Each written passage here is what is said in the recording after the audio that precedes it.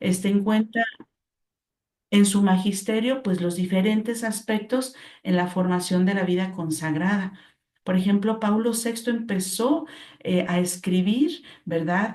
Cómo la formación religiosa, era como la dedicación a nuestra formación interior, ¿verdad? Y el Papa, ustedes saben que San Juan Pablo II, por ejemplo, escribió la exhortación posinodal, de la Vita Consecrata, después de este sínodo, ¿verdad? Entonces, una preocupación constante de la iglesia.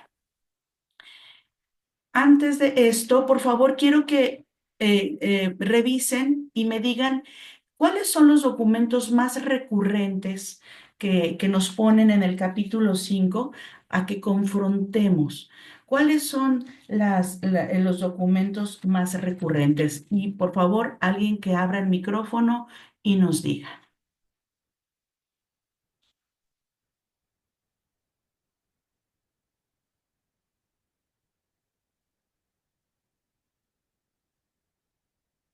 De la Comunidad de la Paz, por favor, ¿nos puede decir alguien?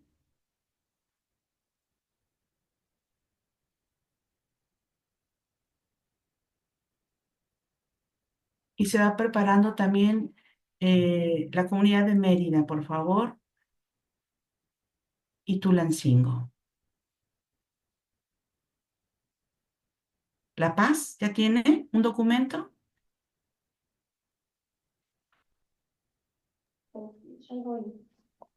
Sí. ¿Mande? Vita consacrata. Vita consacrata. Muy Sí. bien, Vita Consacrata. Muy bien. Y después, bueno, la Comunidad de Cristo Rey alzó espontáneamente la mano. Vamos a ver qué otro documento recurrente, por favor.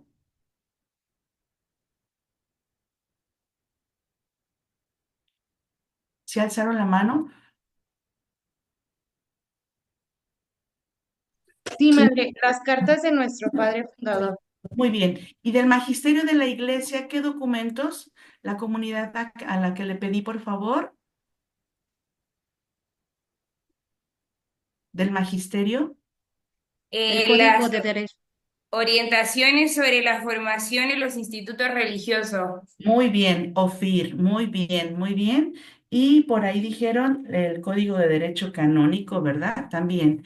Muy bien, pues ya manipulamos un poquito y tienen ustedes razón. Ahí están los tres documentos a los que hace más referencia este capítulo quinto de la formación. Es Perfecte Caritatis, documento conciliar, ¿no? Concilio Vaticano II, que salió en 1965. Las orientaciones para la formación en los institutos religiosos, que salió en 1989, y finalmente el documento más reciente, entre comillas, de Juan Pablo II, Vita Consecrata, en 1996. Y si nos detenemos en esto es porque queremos una vez más constatar que nuestras constituciones y nuestras normas están basadas en el magisterio de la Iglesia, en el criterio. Y miren, nos vamos a asomar un poquito. Es hermoso cuando yo estaba preparando el tema, leyendo pues algo de estos tres documentos, pues quería poner todo. Pero bueno, puse algunas cosas solamente como para que empecemos a calentar motores, ¿verdad? Ya que es el fundamento, el objetivo. Y entonces, Perfecte Caritatis, ¿qué nos dice? Miren, nos recuerda que en la vida religiosa, en nuestra norma, en nuestra formación, hay que volver constantemente a las fuentes de toda vida cristiana, es decir, al Evangelio. Y también el Evangelio ha inspirado a nuestro padre fundador pues a este proyecto, al gran proyecto de la formación, perdón, de la congregación. Y después también nos dice Perfecte Caritatis, entre otras cosas, que tenemos que adaptar este proyecto que surgió del Evangelio, lo tenemos que adaptar al tiempo presente, insertándonos también nosotros como congregación a los mismos dinamismos de la iglesia, conociendo la realidad del mundo. Es decir, cuando conocemos la realidad del mundo, más necesidad surge de formarnos. Y si nos formamos, vamos a responder a esas realidades del mundo, ¿verdad? Y dice que el gran promotor de esta renovación es el Espíritu Santo. Eso en cuestión de la perfecta caritatis. La OFIR, el documento de OFIR nos dice, fíjense,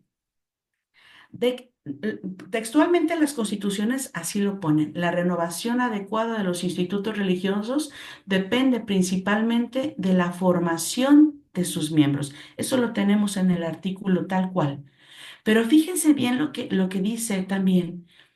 Si es verdad que nosotros hemos sido convocadas porque tenemos una misma vocación, hemos sido llamadas a una misma vocación a seguir a Cristo dentro del carisma de las hijas de María Inmaculada de Guadalupe, y es verdad que nos convoca, ¿no? Nos reúne la vida religiosa, nuestra congregación, y ella es la encargada, digamos, de formarnos. Pero miren lo que dice, es el religioso mismo quien tiene la responsabilidad primera de decir sí a la llamada que ha recibido. Entonces dice, estamos invitados a dar una respuesta, fíjense bien esas características, atenta, nueva y responsable. Si bien la congregación nos sirve los platillos suculentos en una fiesta, ¿verdad? Nosotros, cada una, somos las primeras invitadas a, y las primeras responsables a comernos, como quien dice, alimentarnos de todo lo que nos da la congregación para lograr el objetivo. Y finalmente el documento de Vita Consecrata nos dice que este proceso de formación no se reduce a la fase inicial, ¿no? Sino que debe de ir progresivamente, o sea, es una formación permanente, criterio que ya sabemos nosotros y que en cada etapa de nuestra vida debemos de tener una disponibilidad para formarnos en cada etapa, en cada circunstancia. Ahora vamos a hacer un paréntesis. Miren qué hermoso. Vamos a fijarnos, vamos a adentrarnos un poco a, a- al criterio que tuvo nuestro padre fundador, o sea, a los cimientos. Si está de acuerdo, desde sus inicios, la formación que nos brindó la congregación desde sus inicios, en este caso nuestro padre fundador, a estos criterios, ¿no? Que no cambian. Y fíjense lo que dice en las crónicas. Si me hace favor de leer, la madre, bueno, la comunidad del Juniorado, por favor, la comunidad del Juniorado. Este párrafo de las crónicas de la página 267 a la 68. Sí, madre. Hermanos, Grande era el empeño del padre fundador por la formación de las novicias. A pesar de sus múltiples ocupaciones, diariamente les hacía la meditación predicada a mañana y tarde, y después de la cena dábales clases de religión, francés, aritmética y geografía. Muy a menudo les hacía referencias sobre la vida religiosa. Cualquiera habría pensado que su única ocupación era formar el personal de la congregación. Estudiaba detenidamente a cada una de las novicias para conocer sus deficiencias que preocupaba corregir en el primer año de noviciado. Las ejercitaba además en lo que más tarde les sería útil. muy bien.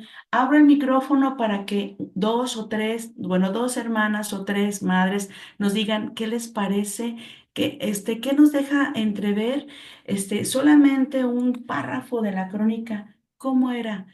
¿Qué características tenía la formación desde los inicios de nuestra congregación? Alguna, sí, ligerito, por favor.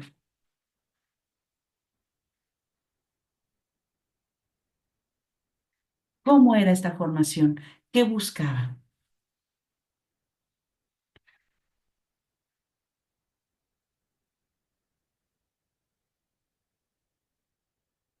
¿Alguna?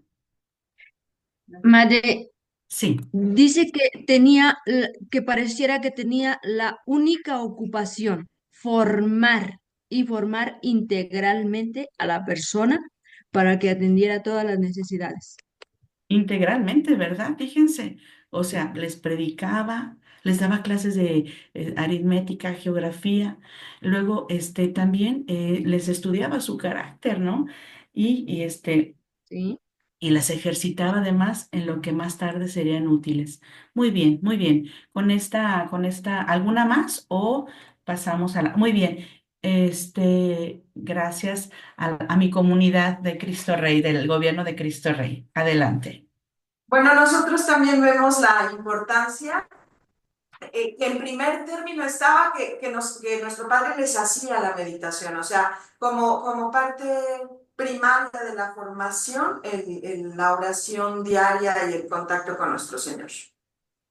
Muchas gracias. Muy bien. Pues ahí ya tenemos como algo, una base y recordar cómo era la formación de nuestras primeras madres. Ahora fíjense bien, pasamos ahora a esta carta que es conocida, muy conocida de nosotros, pero en este contexto de reflexión y de estudio de las cartas, perdón, de las constituciones, vemos que esta carta nos va a saber diferente.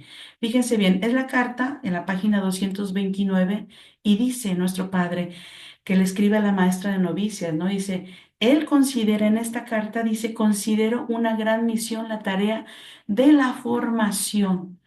¿Para qué? Aquí está el objetivo, para darles verdaderas madres a los huérfanos, maestras a los ignorantes, consoladoras a los afligidos, asistentes a los enfermos.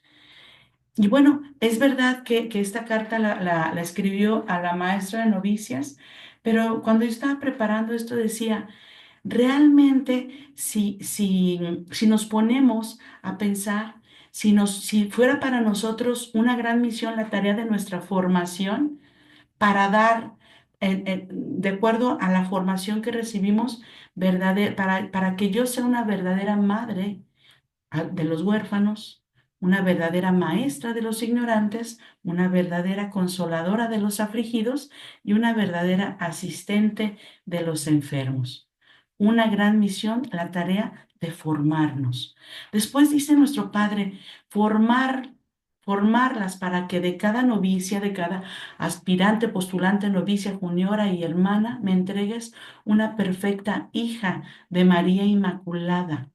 Ahí está, también está eso en nuestro objetivo. ¿Y qué dice? ¿Cómo hacerlo? Labrarlas con perfección. Así como vimos ahorita en esta narración de las crónicas, cómo nuestro padre las labraba con perfección, de tal manera que parecía que era la única cosa que hacía en el día, ¿no? Y después dice, no hay mejor puesto que formar a las hijas de María Inmaculada de Guadalupe. Vuelvo a decir, parafraseando un poco la carta de nuestro Padre, también nosotros, si nos consideramos agentes de la formación de nuestras hermanas que viven con nosotros, no hay mejor puesto que formarlas, ¿verdad? Aunque sea las formamos pues en la virtud, ¿verdad? Con nuestro mal carácter a veces, ¿no? Etcétera. Bueno, y después finalmente esto que dice, yo siempre me he complacido en formarlas a ustedes. Ni un momento he pensado abandonarlas. Las juzgo mi mayor gloria. Esto lo dice nuestro Padre y yo creo que lo sigue diciendo la Madre General con su consejo, las superiores provinciales con su consejo en nombre de la congregación. Siempre la congregación se ha complacido en formarlas, en formarnos y en ningún momento ha pensado en abandonarlas. Antes bien nos juzga su mayor gloria. Bueno. Ahora bien, fíjense, ¿qué busca la congregación? Estamos en esa pregunta, ¿qué busca la congregación al formarnos? Vamos entonces, por favor, perdón, ¿quién me lee el artículo 5.1? Alguna comunidad, la de Sabinas, por favor, Sabinas, y se prepara el Colegio Hidalgo de Michoacán a leer el artículo 5.2 y después la comunidad de Tulancingo el 5.3. Por favor, 5.1.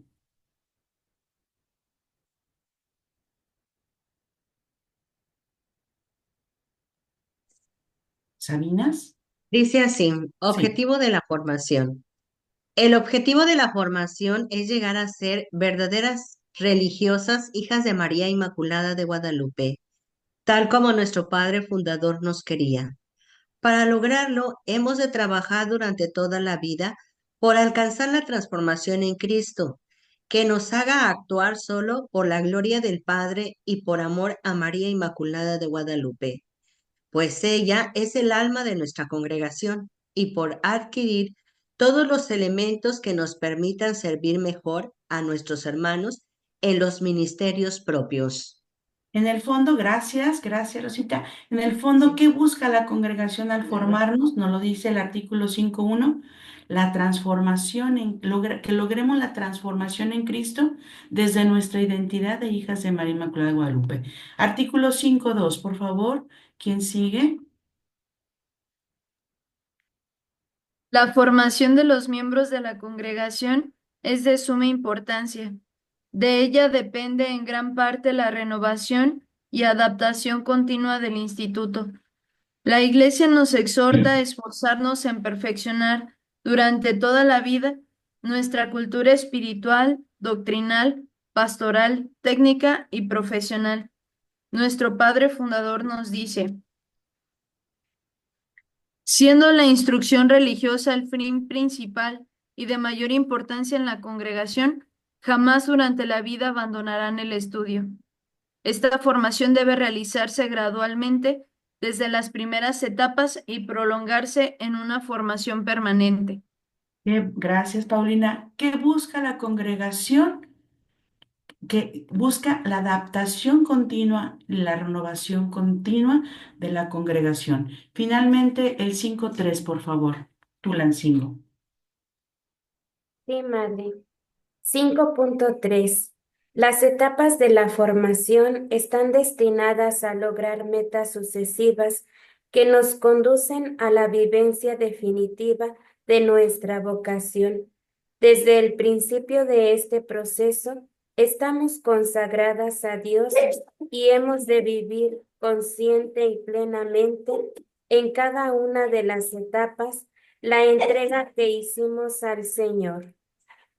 Muchas gracias. Entonces, busca que este sea un proceso continuo. No, que no pare ya nomás porque hicimos los votos perpetuos. No, que no pare, que sea un proceso continuo desde el inicio hasta la hora de nuestra muerte. Nosotros estemos en disposición de aprender lo que Dios quiere enseñarnos, ¿verdad? Muy bien, hasta aquí y le cedo la palabra a la Madre Rosalba. Sí, muchas gracias. Voy a compartir pantalla. Me dicen, por favor, si se está compartiendo pantalla. Sí, hermana Rosalba. Muchas gracias.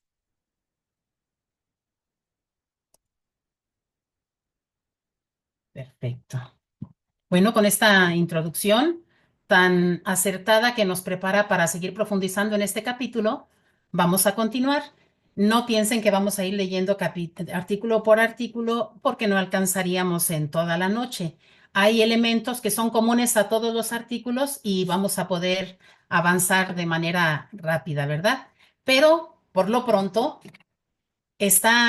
voy a pedir de favor a las etapas de formación que también designen a su digna emisaria, porque en las etapas de formación cada etapa lee lo propio de su etapa formativa. Por favor, aspirantado, postulantado, noviciado, juniorado, para que vayan decidiendo quién. Bien, miren, madres, como lo vimos en el artículo 1, la formación debe abarcar la totalidad de la persona, ¿verdad? La persona consagrada se forma integralmente. No se va a dar una formación simplemente religiosa. Las personas, por ejemplo, nuestra familia, algunas personas en las obras apostólicas consideran que tanto religiosas como sacerdotes solamente se dedican a leer la Biblia o solamente se dedican, como decía una de mis compañeras, a hablar de Diosito, ¿verdad? En realidad, la formación desde las primeras etapas de formación debe tender a ser una formación total, que abarque todas las dimensiones de la persona. ¿Esto para qué? Pues para que pueda desempeñar bien la misión que le ha sido confiada juntamente con la vocación, ¿verdad? Los consagrados entonces necesitan partir de una sólida base humana y cristiana que les permita dar una respuesta adecuada a la vocación que les ha sido regalada. Es decir, el Señor nos ha regalado una vocación y con la vocación viene la misión, ¿verdad? Para poder realizarnos en la vocación, desempeñando la misión que nos será encomendada, necesitamos una formación sólida, integral. Por eso he puesto aquí el cómo, ¿verdad? Vamos a ver.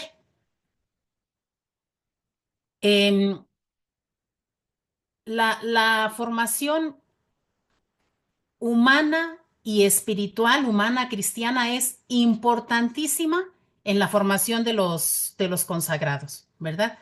La existencia de la base humana y cristiana no solo debe darse al inicio de la vida religiosa, sino que hay que asegurar, inclusive como una especie de evaluación, madres, en todas las etapas, a lo largo de todo el ciclo formativo, en función de la evolución de las personas y de los acontecimientos también, ¿verdad?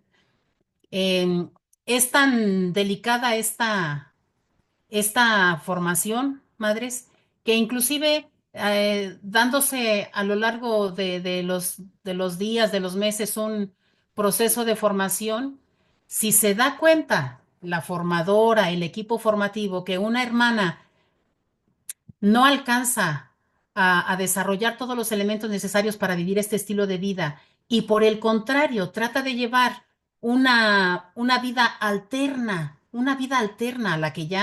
a la que está llevando, ¿verdad? Tendencias extrañas a la vida, por ejemplo, de castidad, adoptar una tercera vía, ¿verdad?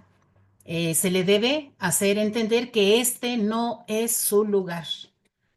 Y podemos encontrarnos a lo largo del proceso de nuestra formación, inclusive que nosotras mismas, a pesar de los votos perpetuos, pueda ser, madres, pueda ser que nos hemos acomodado a un estilo que no es el formativo de una persona consagrada. Puede ser. Cada una tenemos que ir haciendo el análisis de nuestra propia vocación, porque para eso es este capítulo. Formación, reflexionarlo es eso, para ver cómo está mi formación. No pasaron ya mis etapas de formación y se acabó mi formación. Apenas comenzó. Lo vamos a ver en un momento más, que la formación permanente en realidad empieza desde las primeras etapas de formación, ¿verdad? Bueno, aquí tenemos un ejemplito. Perdón, aquí estamos. La formación humana ha de servir entonces como base para las demás dimensiones. O sea, si no existe la formación humana, no hay sujeto para cimentar las otras dimensiones de la formación. La persona en su humanidad, en su dimensión humana, tiene que estar sólida para que sobre esa base, es la base, no que sea la más importante, es la base sobre la cual se construyen las demás dimensiones, ¿verdad? Base para las demás dimensiones y tiene como objetivo esta formación humana el que la persona consagrada se conozca a sí misma, logre ser libre. Solamente sobre esta base se podrá después comenzar el verdadero y auténtico camino espiritual y apostólico. ¿Cómo estuvo nuestra formación humana? ¿Cómo está nuestra formación humana? Más adelante veremos quiénes son los responsables de la formación y el principal y último responsable es la misma persona, el mismo formando, la misma formanda. Y claro que van a ayudar a ese proceso otros agentes, ¿verdad? Pero el principal y último responsable siempre va a ser la persona en formación. Es la persona que ha sido llamada y es la persona que ha respondido, ¿verdad? Bien, de nuestras constituciones, por favor, leemos el artículo 5.5, si son tan amables. Le pido de favor a la comunidad de Chicago, si nos hacen favor de leer el artículo 5.5. Ya el 5.4 fue que el proceso de nuestra formación de hijas de María Inmaculada de Guadalupe implica el desarrollo de estos valores humanos, cristianos y específicos de la vida religiosa. Pero vamos entonces a ver los valores humanos. Vamos con los valores humanos, por favor. 5.5. La persona en su desarrollo armónico debe considerar y atender los valores humanos de orden físico, sexual, psicológico, afectivo, intelectual y social. Cuidaremos de la salud y el desarrollo físico Hasta ahí. integral. Hasta ahí un momentito, por favor. Gracias, pero vas a continuar leyendo. Gracias. Si nos damos cuenta, esta descripción del desarrollo de los valores humanos corresponde a las viñetas, ¿verdad? Es decir, enumera cuáles son estos valores humanos. Son de orden físico, sexual, psicológico, afectivo, intelectual y social. Y luego las viñetas van desarrollando cada uno de ellos y nos alcanzamos a dar cuenta, ¿verdad? Adelante, hermana. Vamos entonces con el físico. Cuidaremos de la salud y el desarrollo físico integral, porque la salud y el vigor son necesarios para servir al Señor y a nuestros hermanos. Como para hacer una evaluación, ¿cómo está nuestra salud? ¿Cómo la cuidamos? ¿Cómo la cuidamos? Porque son necesarios para servir al Señor. El sexual. Seremos conscientes de los valores de nuestra condición femenina para aceptarlos y adoptar actitudes coherentes ante la vida. Desde nuestra condición femenina. Psicológico afectivo. Trabajaremos por adquirir la presencia, la necesaria madurez que se manifiesta en la seguridad de nosotras mismas, en la capacidad de establecer relaciones interpersonales sanas y significativas, la adaptabilidad, la rectitud en el modo de juzgar sobre los acontecimientos y la capacidad de tomar prudentes decisiones. Son bastantes elementos, madres, del aspecto psicológico, afectivo, son bastantes elementos que si nos pusiéramos a hacer nuestro propio examen de conciencia o nuestro discernimiento para ver cómo estamos, yo creo que tendremos varios aspectos en los que todavía habríamos que trabajar duramente, ¿verdad? Nunca se va a terminar de trabajar, pero tenemos que conocernos, necesitamos conocernos, justo por lo que dice aquí, para sentirnos libres, personas plenas, personas sanas que pueden vivir las exigencias de una vida consagrada. Vamos con el elemento intelectual. Cultivaremos la mente por medio de la observación, el estudio, la lectura y la reflexión. Ahí está. Y el último, el social. Cultivaremos la sinceridad, el amor, la justicia, la fidelidad a las promesas, la urbanidad, la expresión de la caridad y de las buenas relaciones humanas, la iniciativa y la creatividad. Esto, muchísimas gracias. Esto solamente es en la dimensión, los valores humanos, solamente la base. Es decir, que si no existen estos elementos, difícilmente somos personas libres, personas plenas para poder asumir los compromisos de una vida consagrada, los demás elementos, ¿verdad? Es importante, hermanas que están en las primeras etapas de formación, tomar muy en serio la formación, porque sobre esta humanidad se asientan las demás dimensiones que nos permiten asumir el compromiso. Si no, somos personas no preparadas para vivir la vida religiosa, probablemente con vocación, pero tal vez no preparadas para vivirla, ¿verdad?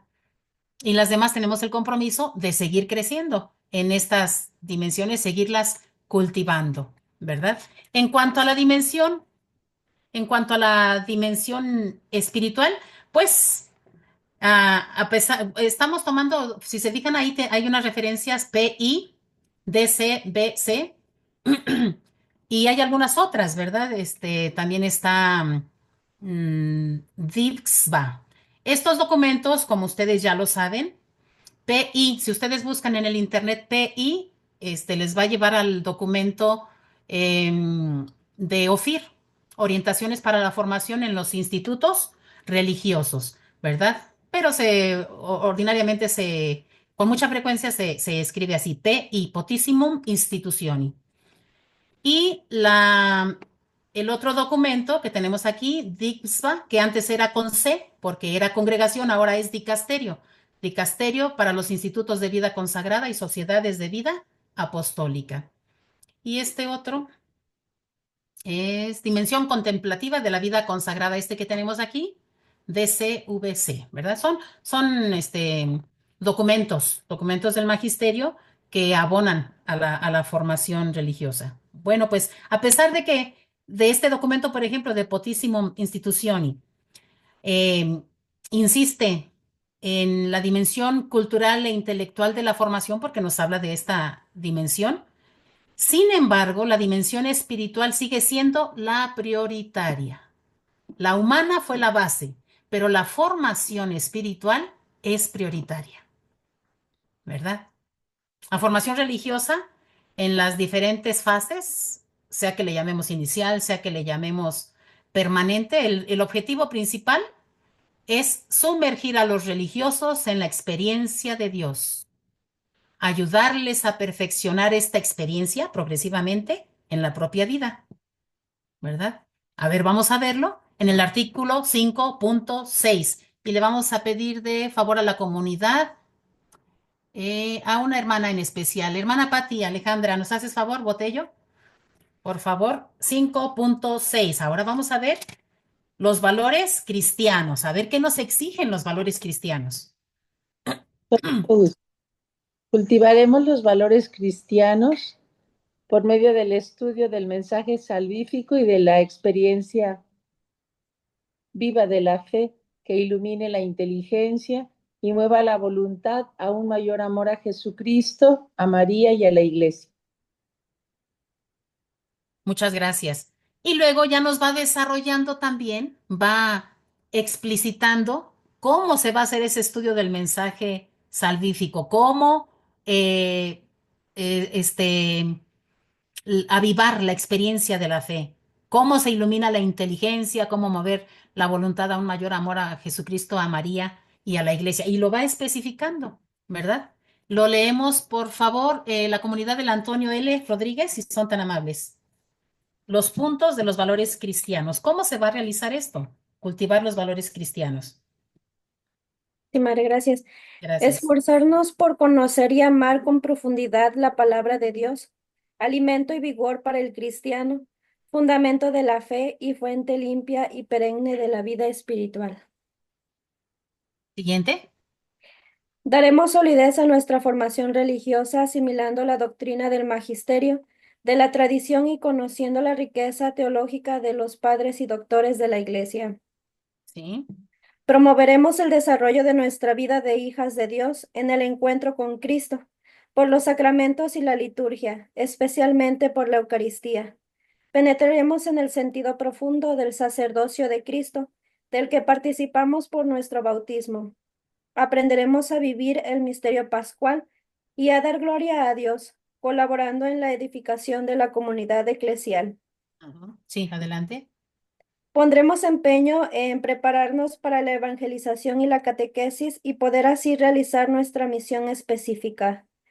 Conoceremos la doctrina social de la Iglesia, que nos ayuda a vivir conforme a los principios evangélicos de justicia y caridad y a promover el progreso humano y espiritual de los hombres. Muy bien.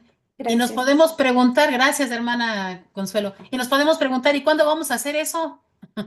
Nuestras hermanas en las primeras etapas de formación, las aspirantes, postulantes, novicias, junioras, han tenido la dicha de estudiar la teología y están profundizando en estos aspectos. Ojalá los estén aprovechando mucho. Ustedes van a ser una fortaleza para la congregación. Es su misión ser fortaleza para la congregación. Las que estamos antes de ustedes tuvimos una formación sólida según las circunstancias de nuestro tiempo, según lo que se nos ofreció en nuestro tiempo, ¿verdad? Y también tenemos la obligación de seguir siendo testigos.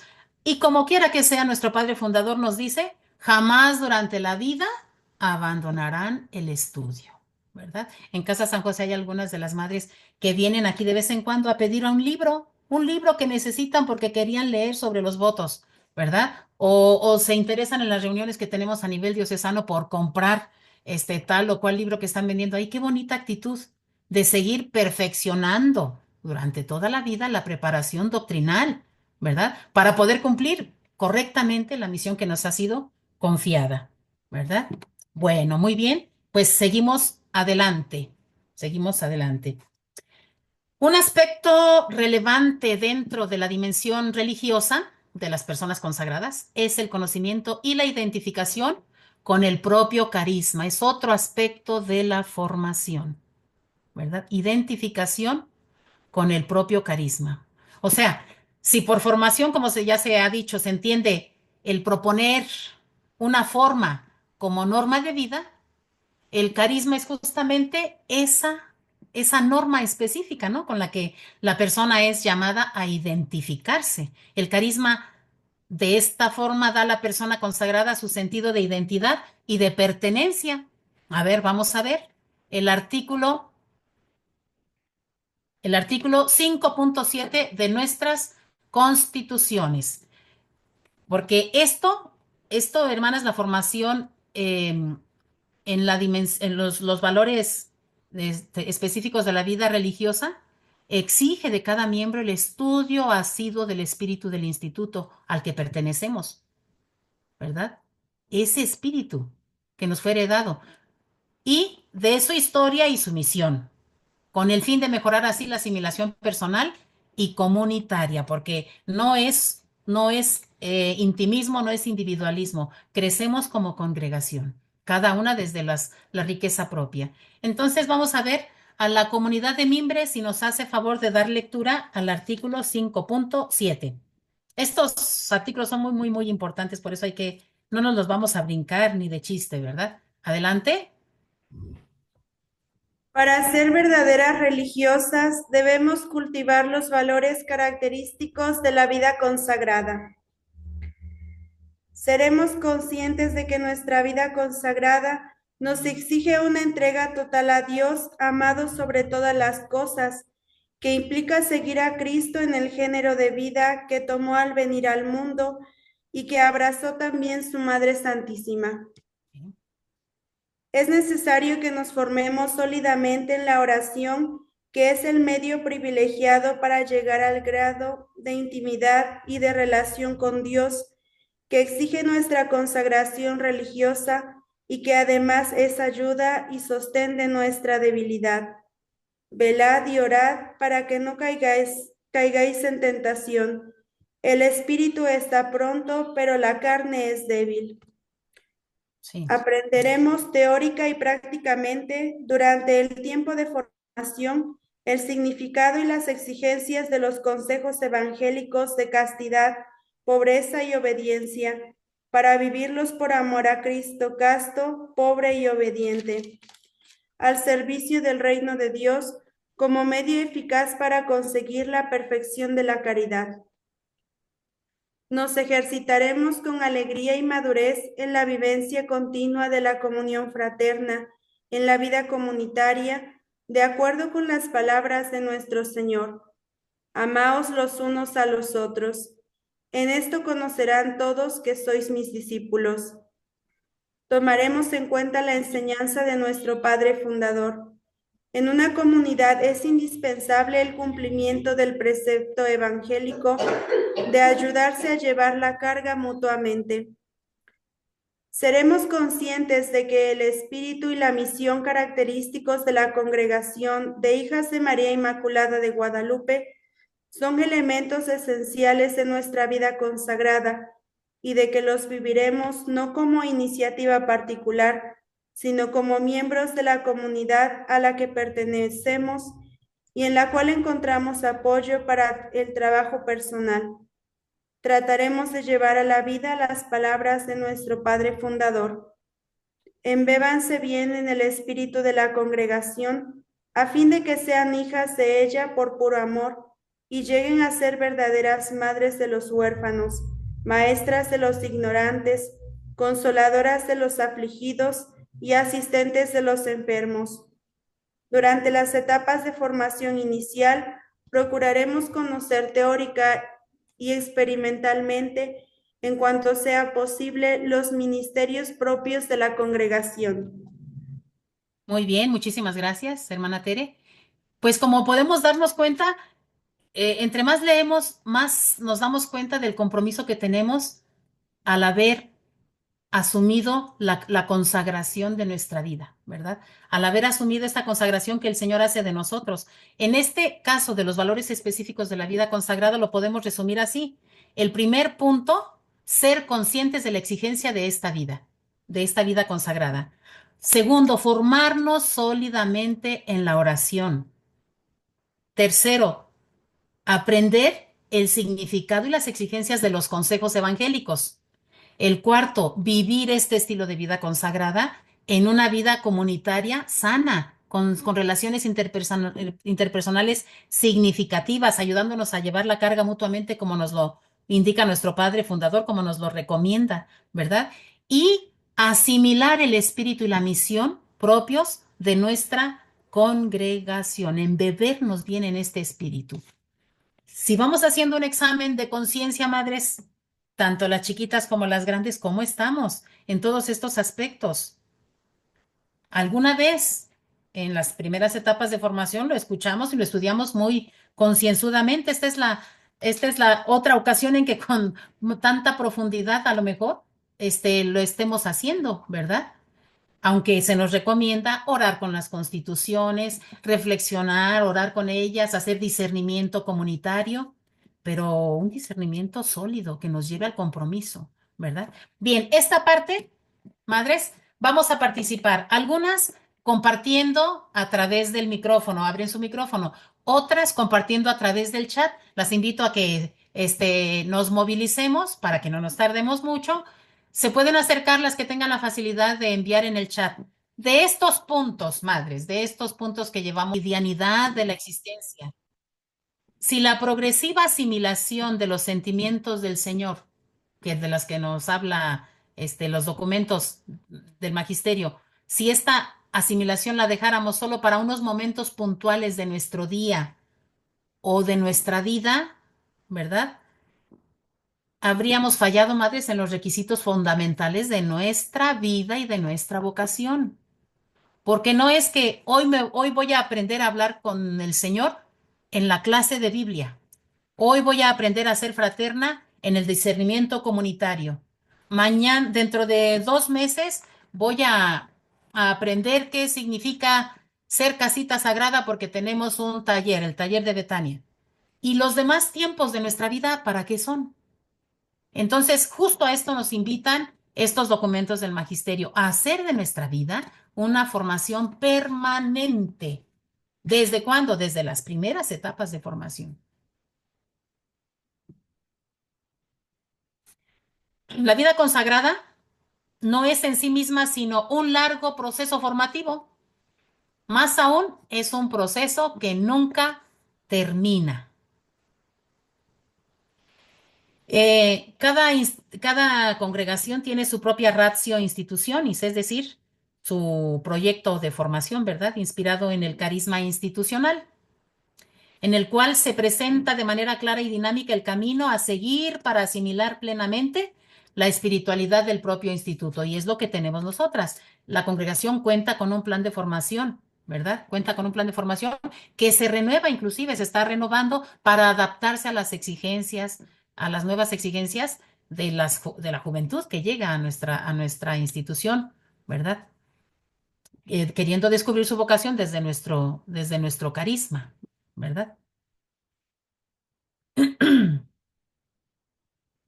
Y esta formación que se ofrece tiene que ser permanente para ayudar a las personas consagradas a responder de modo adecuado a su vocación y a su misión, pero repetimos, a lo largo de toda su vida. Bueno, muy bien. Las etapas de formación entonces en nuestra congregación son aspirantado, postulantado, noviciado y juniorado. Concluidos los estudios iniciales, los cuales pueden o no terminar con un título académico, la formación continua de las personas consagradas sigue por el resto de su vida. Lo acabamos de escuchar. Jamás durante la vida abandonarán el estudio. ¿Así lo expresa el documento de vida consagrada, ¿verdad? En su número 98, no es 598, es en su número 98. Por eso, el religioso mismo tiene la responsabilidad, nosotras todas, primera de decir sí a la llamada que ha recibido, asumir todas las consecuencias de esta respuesta. Es el religioso el primero y último responsable. En medio hay otros, pero es el primero y último responsable. No es yo he fallado en mi vocación porque no me han ayudado, porque no me han dado, porque elementos hay para nuestra formación. Tenemos también la forma de pedir la ayuda, a quién recurrir en la congregación y fuera de la congregación, sacerdotes, directores espirituales, estudios académicos, estudios teológicos, ¿verdad? Tenemos elementos. Entonces, tenemos nosotros mismos, los religiosos, las religiosas, tenemos esa responsabilidad primera de decir sí a la llamada que hemos recibido, asumir todas las consecuencias de esta respuesta, ¿verdad? Que más que aquí en la cabeza es de orden vital, porque es nuestra vida misma, son elecciones vitales, son elecciones de vida. La llamada y la acción de nuestro Señor, como su amor, son siempre nuevos, ¿verdad? Nos llamó hace tantos años, hace 5, 10, 2, 20, 50, 80, no sé cuántos años hace que nos llamó, ¿verdad? Pero su amor es siempre nuevo, su llamada es siempre nueva. Las situaciones históricas no se repiten jamás. Aquella ocasión en que nos llamó, ¿verdad? No se va a repetir, pero nos sigue llamando. El llamado pues está continuamente invitándonos a dar una respuesta nueva, atenta y responsable. Vamos a ver la figura de los formadores, ¿verdad? En este caso de la formación inicial, ¿sí? Tradicionalmente en la vida consagrada se ha llamado formadores a aquellos que por oficio propio, es decir, se dedican, ayudan a discernir la autenticidad de la llamada a la vida consagrada en la fase inicial de la formación. Ayudan a los consagrados a descubrir los caminos por los cuales parece que Dios los acompañan en el camino diario, a través del diálogo directo, a través de la entrevista, ofrecen sólido alimento doctrinal, sea por las clases que dan, sea por las clases que proporciona el equipo de formación, ¿verdad? Maestros que vienen de fuera, sacerdotes, etcétera. Una sólida doctrina. Alimento, pues, ¿verdad? Práctico y de acuerdo con las etapas en las que se encuentren. Aspirantado, postulantado, noviciado, juniorado. Es progresiva la formación, ¿verdad? Entonces, pero es importante que tanto los formandos como los formadores sepan que esta labor es de mediación. O sea, el resultado no depende del todo del formador, es solamente una mediación, ¿verdad? No se le puede decir, el formador tiene la culpa de que esto, de que lo... Es una mediación. El responsable, primero y último, será siempre el formando. Con lo que recibe, ¿qué está haciendo? ¿Verdad? Para asumir responsabilidades formativas de este tipo, como las que reciben nuestras hermanas formadoras, además de contar con un conocimiento suficiente de la doctrina católica sobre la fe y sobre costumbres, ¿verdad? Se revela evidente una exigencia de cualidades propias, ¿verdad? Y las tenemos en nuestras constituciones. Hay una serie de cualidades que piden para las formadoras y nos las presentan, ¿verdad? Aquí en Maestras Formadoras 558, si son tan amables, de pasar al 558. Sabemos que las formadoras son designadas, como lo dice aquí, por la superiora general con el consentimiento de su consejo, previa consulta de las superioras provinciales. 558. ¿Sí me están siguiendo, madres? Sí. Vamos en lo mismo, ¿verdad? Sí, Ahora, madre, gracias. Gracias. Vamos a ver estas cualidades que piden a las formadoras. Es importante, ¿verdad? Recordando nuevamente, ellas, artículo 5.5. la superior a mayor competencia de la formación reciban una preparación adecuada y que posean las virtudes básicas de la vida y virtudes de nuestra, así como la capacidad de crear una religiosa, experiencia de pastoral juvenil, capacidad de trabajar en equipo, especial formación espiritual y de discernimiento, la fidelidad al carisma de la congregación, caridad, piedad y vocación para formadora. Es conveniente que las hermanas que integran el equipo de formación posean estas mismas cualidades. Muy bien, ahí está. Tanto la maestra como quienes ayudan, es decir, la vicemaestra, es conveniente que tenga estas mismas cualidades. Es un proceso, ¿verdad? Todas seguimos en formación.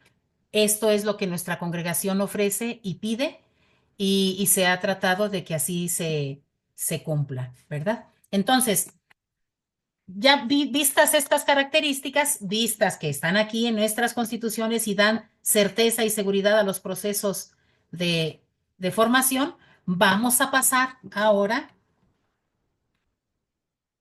a la profesión perpetua.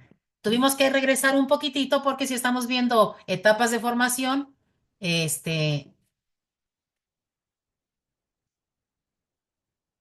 perdón, profesión religiosa. Estamos viendo etapas de formación, pasamos de juniorado a maestras formadoras, ahora vamos a ver la profesión religiosa. Madres, este es un artículo bellísimo, ¿verdad? Porque esta es nuestra vida. Toda la vida nos hemos preparado para este momento, para la entrega al Señor. Hay quienes dicen, para mí la profesión religiosa fue lo máximo, de ahí fue para siempre. Y otras, no, yo no estaba como que me agarraron un poco dormida. La profesión perpetua, creo que era más consciente en la profesión perpetua que en la profesión religiosa, ¿verdad? Bueno, pero definitivamente este es el momento culmen de las etapas de formación, la profesión religiosa, ¿verdad? Según la doctrina de la Iglesia, por la profesión religiosa, los miembros se comprometen con voto público a observar los 3 consejos evangélicos. Son consagrados a Dios por el ministerio de la Iglesia y son incorporados al instituto con los derechos y deberes definidos por el derecho. Vamos a ver, profesión religiosa 5.30, por favor. 5.30. Y le pedimos de favor, no sé si ya participó la comunidad de La Paz. Ah, sí, parece que sí, ¿verdad? Si la comunidad de La Paz ya participó, entonces ya no, pero si no ha participado, nos hacen favor. Ya participó, Chagua.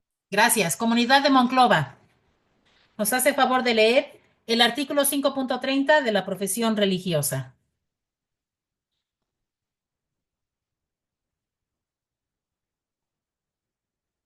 Sí, madre. Gracias. 5.30. Por la profesión religiosa de los votos públicos de castidad, pobreza y obediencia, nos consagramos a Dios, nos incorporamos a nuestro instituto y nos comprometemos a observar las constituciones y las normas del mismo. Ahí está. Son 3 aspectos importantísimos, ¿verdad? Por esta profesión nos consagramos a Dios. Como otras personas al hacer votos se consagran. Pero además nos incorporamos a nuestro instituto con un carisma propio, un espíritu propio. Y nos comprometemos a observar las constituciones y las normas del mismo. Aunque después se nos olvide lo que profesamos, ¿verdad? A veces se nos olvida y ahí tenemos algunas dificultades en la vida comunitaria por ausencia de permisos, no avisar, no pedir, no ponernos de acuerdo. Y todo esto entra dentro de la obediencia, madres. Ya la vez pasada la madre Marta nos explicaba los votos de castidad, pobreza y obediencia, pero por la profesión religiosa nos comprometemos a observar las constituciones y en nuestras constituciones nos hablan de pobreza, castidad, obediencia, vida comunitaria y varios de los aspectos en los que pues con frecuencia se ve que fallamos son estos 4 clavitos de nuestra consagración, justo lo que profesamos, ¿verdad? Alguna falta respecto al voto de de virginidad, de castidad.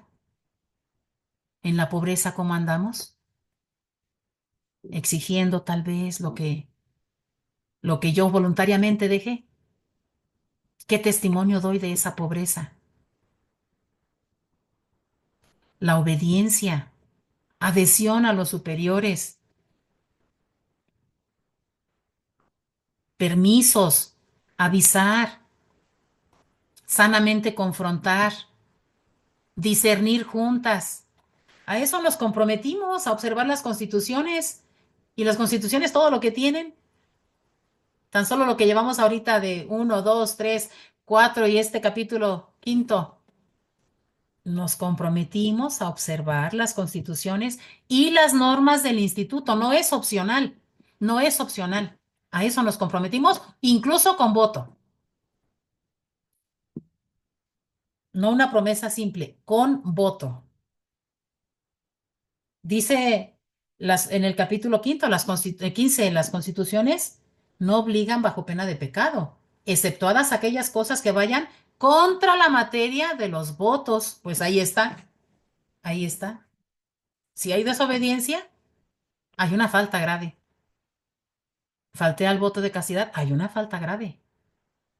Me obligan las constituciones. Si falto a estos votos, estoy cometiendo ya un pecado, madres, ya estoy rayando en eso. Bueno, ya tendríamos que ver en qué medida, ¿verdad? Cada una de nosotras, pero la obediencia es obediencia, la pobreza es pobreza y la castidad es castidad. No podemos pintarla, no podemos diluirla para brincarnos nuestros compromisos, ¿verdad? Bueno, después nos dice quién tiene derecho de admitir a la profesión religiosa, qué se requiere para admitir a la profesión religiosa, dónde se puede hacer la profesión religiosa. Son que sabemos, cosas que sabemos, ¿verdad?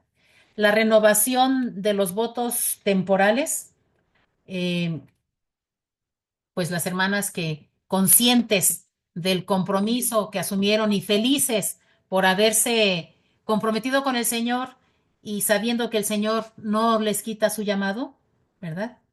Pues ya aceptan continuar con el Señor y renuevan su consagración religiosa, ¿verdad? La profesión perpetua, madres, como les había dicho, es la profesión perpetua inicia desde la formación inicial.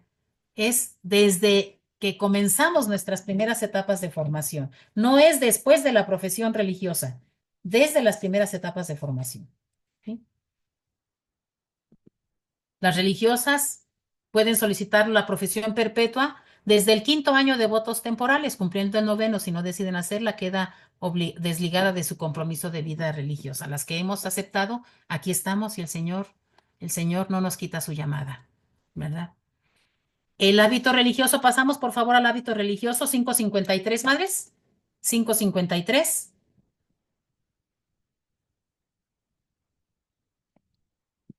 El hábito religioso es un signo, madres, es un signo. Dice el dicho, el hábito no hace al monje, pero lo identifica, lo distingue. Y todas las normas que nos hablan sobre el hábito religioso, aquí los artículos, ¿verdad? Este hábito que es un signo de nuestra consagración. ¿Quiénes portan el hábito religioso? Pues las consagradas, las religiosas. Y nos dice cómo tiene que ser este hábito, cómo debemos portarlo y cuándo pudiéramos modificarlo. No se puede modificar solamente porque sí, tiene unas características muy propias, el color, negro, estilo sastre, ¿verdad? Conlleva también otros signos, por ejemplo, el Cristo, el anillo, la medalla de congregante, las hermanas que son formandas, su medalla, ¿verdad? Su medalla. Y aquí viene un examencito en cuanto a este hábito, ¿verdad? Que nos distingue como consagradas y que debemos portar con dignidad porque somos religiosas y a donde vayamos, vamos hablando de la vida consagrada y de la iglesia, ¿verdad? Aquí va un examencito. Yo sé que existen circunstancias en las que no contamos ahora con el anillo porque engordamos y ya no nos queda, porque nos lo robaron, porque se me perdió y lo mandé a hacer. Sin decirme nada, cada una piense, ¿quién de ustedes porta su anillo? ¿Quién de ustedes porta su anillo? Porque es un signo, ¿verdad? No están obligadas a decir quién sí, quién no. Si alguien gusta, pues puede mostrarlo, ¿cómo no? ¿Quién de ustedes porta su Cristo con la medalla de congregante? Su Cristo con la medalla de congregante.